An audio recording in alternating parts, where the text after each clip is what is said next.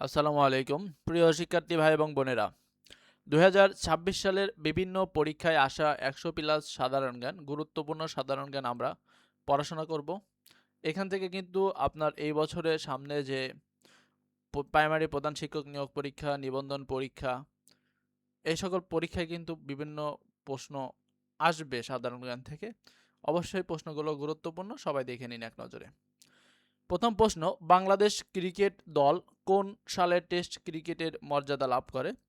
আমরা জানি 2000 সালে বাংলাদেশ ক্রিকেট দল টেস্ট ক্রিকেটের মর্যাদা লাভ করেছে।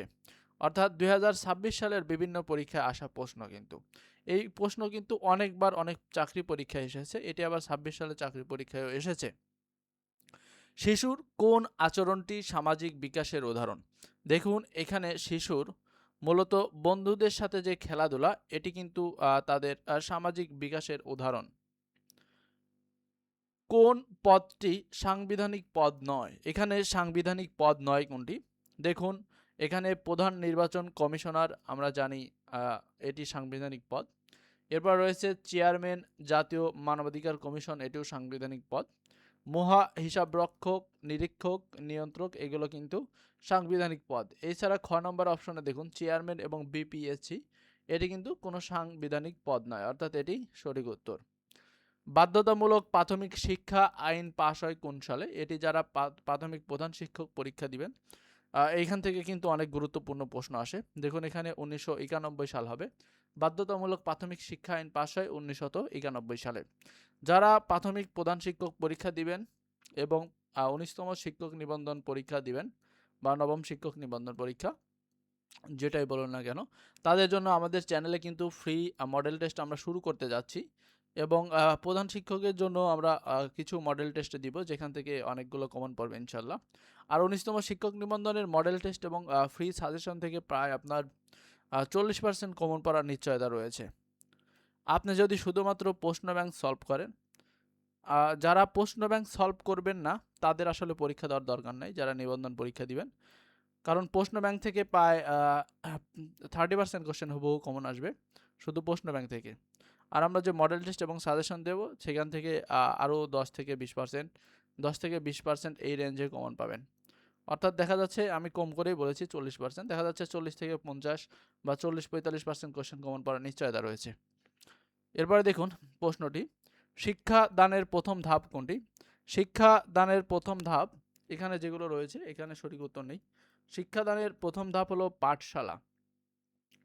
অর্থাৎ পাঠশালা, পাঠশালা হলো কি, যে আপনার হচ্ছে শিক্ষা দানের প্রথম ধাপ পাঠশালা।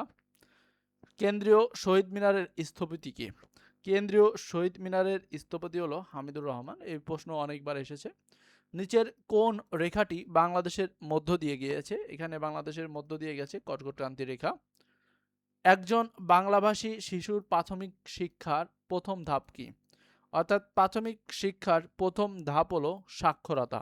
একজন বাংলাভাষী শিশুর প্রাথমিক শিক্ষায় তার সাক্ষরতা, এটা সবচেয়ে গুরুত্বপূর্ণ ধাপ। আন্তর্জাতিক মাতৃভাষা দিবস কোন সালে স্বীকৃত হয়? আন্তর্জাতিক মাতৃভাষা দিবস এটি মূলত 1999 সালে স্বীকৃতি লাভ করে। 2025 সালে নোবেল শান্তি, এখানে কিন্তু শান্তির কথা বলা হয়েছে, নোবেল শান্তি পুরস্কার বিজয়ীকে?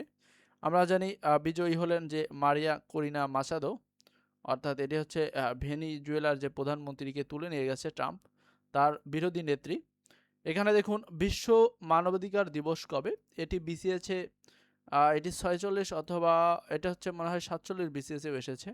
বিশ্ব, হ্যাঁ 47 বিসিএসেও এসেছে বিশ্ব মানবাধিকার দিবস, অথবা 50 বিসিএসে আসতে পারে, একটু দেখে নেবেন। এটা এর আগেও এসেছে, এটি আপনার বিশ্ব মানবাধিকার দিবস হয়তো 10 থেকে 15তম বিসিএস, এই রেঞ্জের মধ্যেও কোশ্চেনটি এসেছে একবার। অর্থাৎ বিসিএসসিরই রিপিট কোশ্চেন এটি। এটি একটি গুরুত্বপূর্ণ প্রশ্ন, অনেক চাকরি পরীক্ষায় এটি এসেছে। অর্থাৎ এটি হবে 10 ডিসেম্বর, বিশ্ব মানবাধিকার দিবস।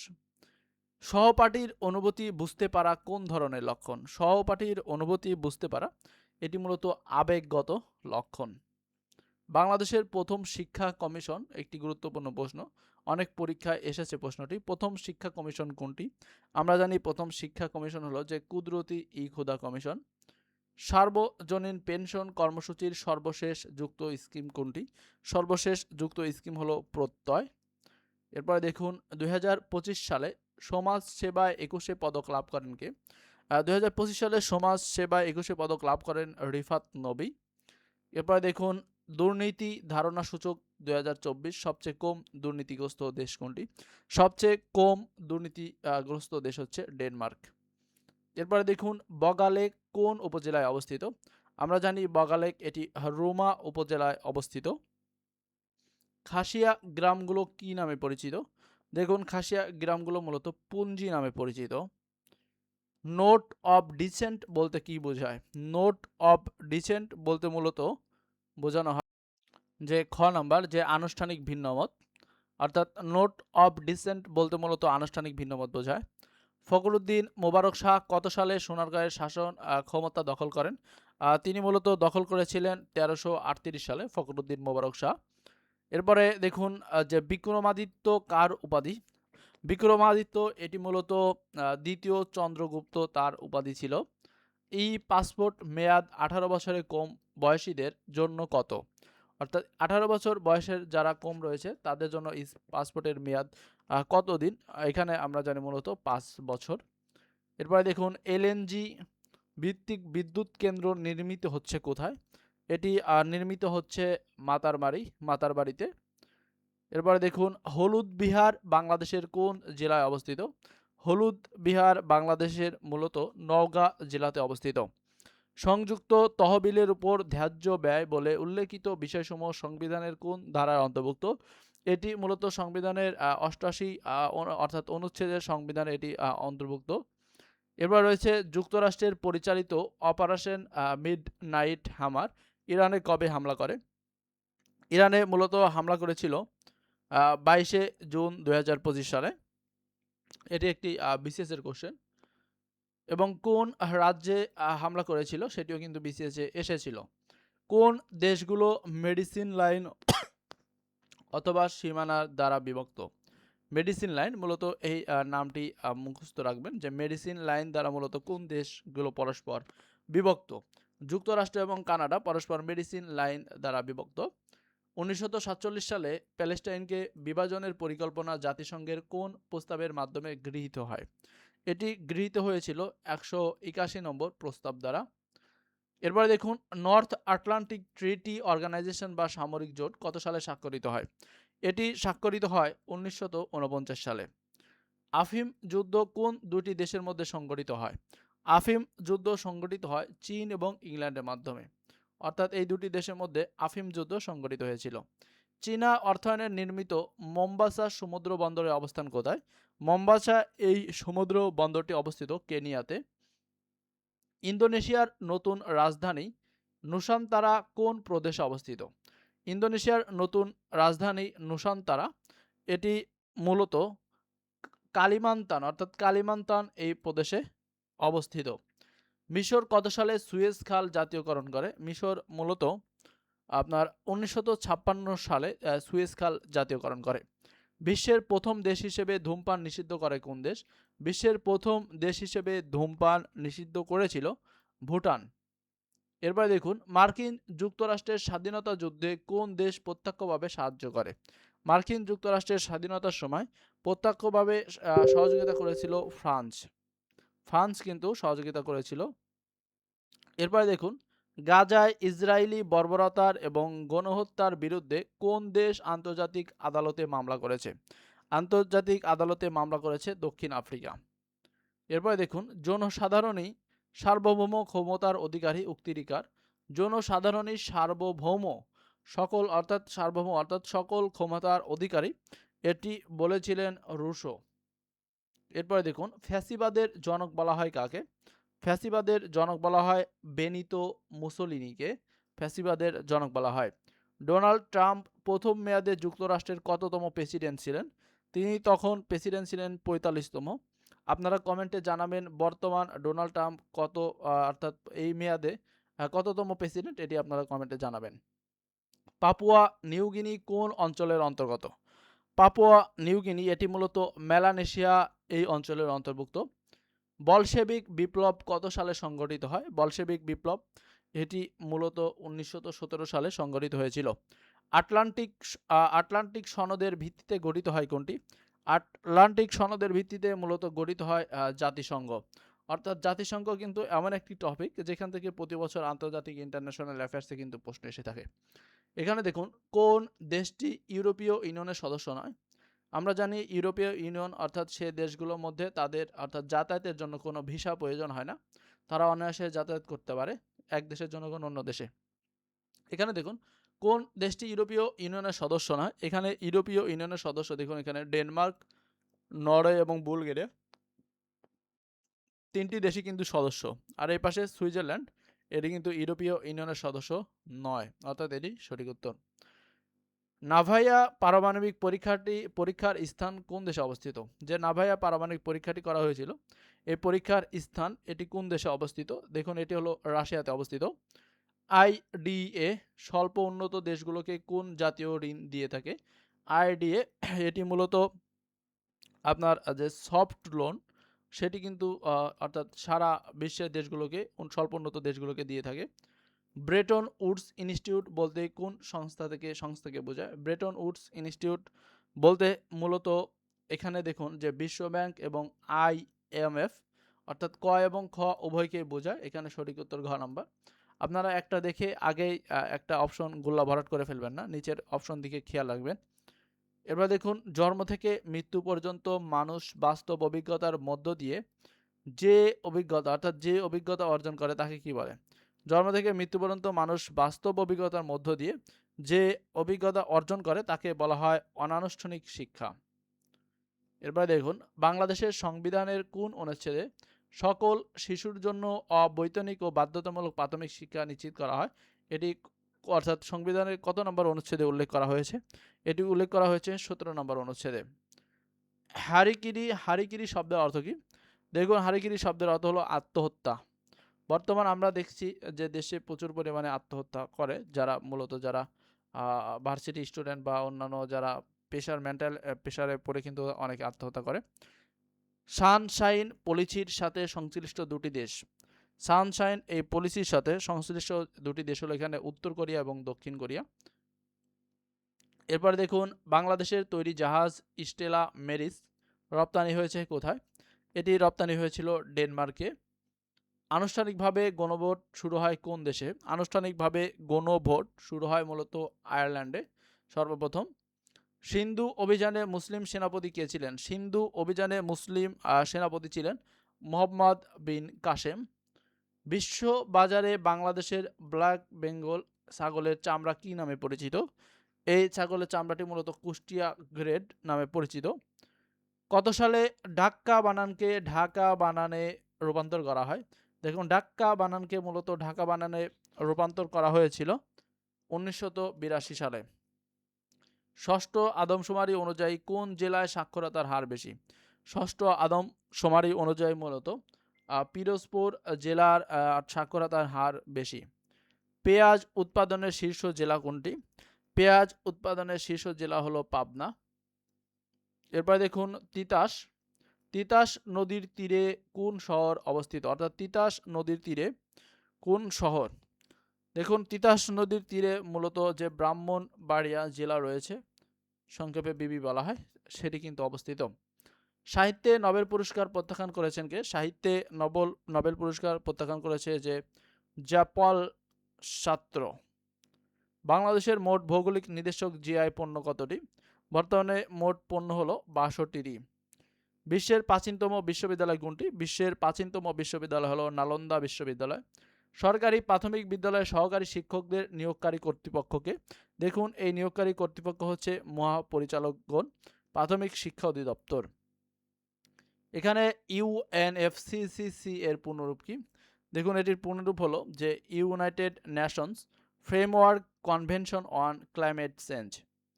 এরপরে দেখুন বাংলাদেশের প্রথম নারী প্রধানমন্ত্রী বেগম খালেদা জিয়া কবে মারা যান? তিনি মারা গিয়েছিলেন 30শে ডিসেম্বর 2025 সালে। আধুনিক ক্ষুদ্র ঋণের জনক কে? আধুনিক ক্ষুদ্র ঋণের জনক হলো ডক্টর মোহাম্মদ ইউনুস। এরপরে দেখুন ইসলামী ব্যাংকের পল্লী উন্নয়ন প্রকল্পের লক্ষ্য কি? ইসলামী ব্যাংকের পল্লী উন্নয়নের এটির প্রধান লক্ষ্য হলো যে গ্রামীণ দুস্থদের আত্মকর্মসংস্থান ও দারিদ্র্য বিমোচন। পল্লী উন্নয়ন প্রকল্পের আওতায় প্রধানত কাদের বিনিয়োগ দেওয়া হয়? প্রধানত বিনিয়োগ দেওয়া হয় গ্রামের নিম্ন আয়ের নারী ও পুরুষদেরকে। বাংলাদেশের ক্ষুদ্র ঋণ নিয়ন্ত্রণকারী প্রতিষ্ঠানের নাম কি? প্রতিষ্ঠানের নাম হলো ক্ষুদ্র ঋণ নিয়ন্ত্রণ কর্তৃপক্ষ। সম্মিলিত ইসলামী ব্যাংক পিএলসি কবে তফসিলি ব্যাংক রূপে তালিকাভুক্ত হয়? এটি তালিকাভুক্ত হয়েছে 3 ডিসেম্বর 2025 সালে।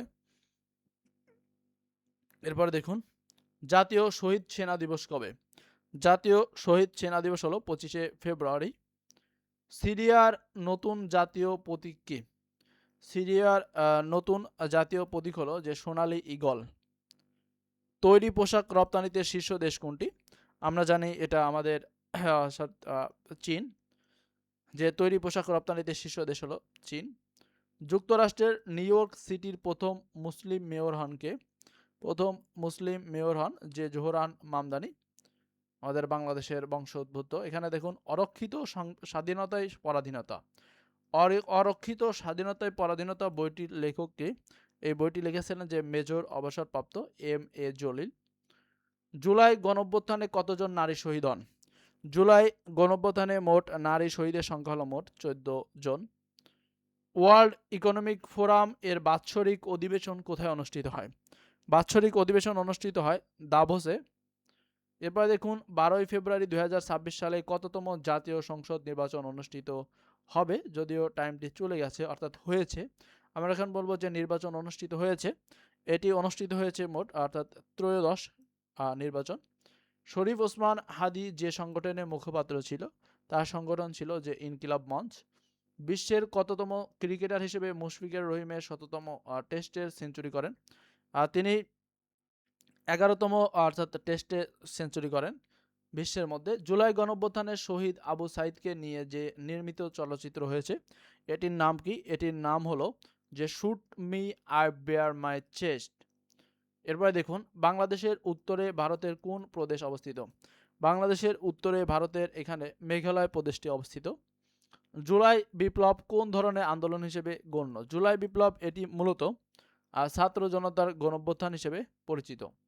বাংলাদেশের মোট সীমান্ত দৈর্ঘ্য কত? দেখুন, বাংলাদেশের মোট সীমান্ত দৈর্ঘ্য 5138 কিলোমিটার।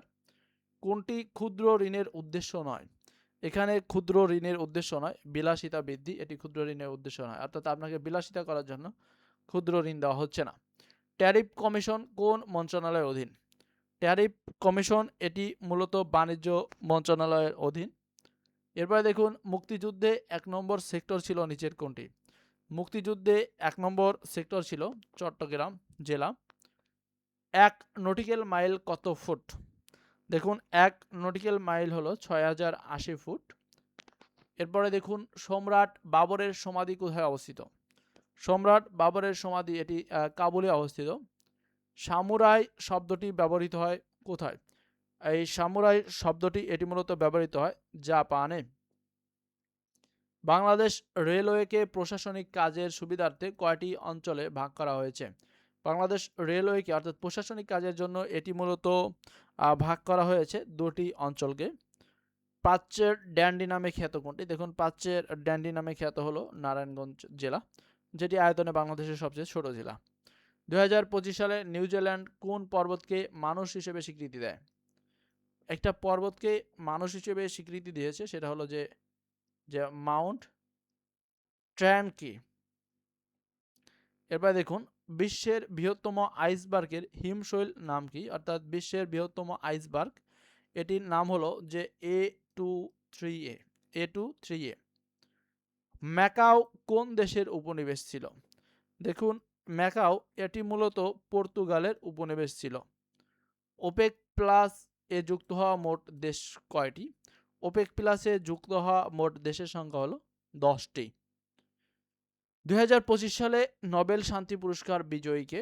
নোবেল শান্তি পুরস্কার বিজয়ী হলো মারিয়া করিনা মাচাদো, যিনি যাকে হচ্ছে ট্রাম্প অপসারণ করেছে, অর্থাৎ ভেনেজুয়েলার প্রেসিডেন্ট, তার অর্থাৎ বিরোধী নেত্রী মারিয়া করিনা মাচাদো। এই ছিল আজকের 2026 সালে আসা গুরুত্বপূর্ণ প্রশ্নাবলী জিকে, যেখান থেকে এবছরে যে প্রশ্নগুলো আসবে এখান থেকে অনেকাংশে প্রশ্ন কমন পাওয়ার সম্ভাবনা রয়েছে। সবাইকে অসংখ্য ধন্যবাদ ভিডিওটি দেখার জন্য। আর যারা আমাদের সাথে ফ্রি সাজেশন যুক্ত থাকবেন এবং ফ্রি মডেল টেস্ট যুক্ত থাকবেন, সবাইকে আমি অভিনন্দন জানাচ্ছি। সবাইকে সালাম, আসসালামু আলাইকুম।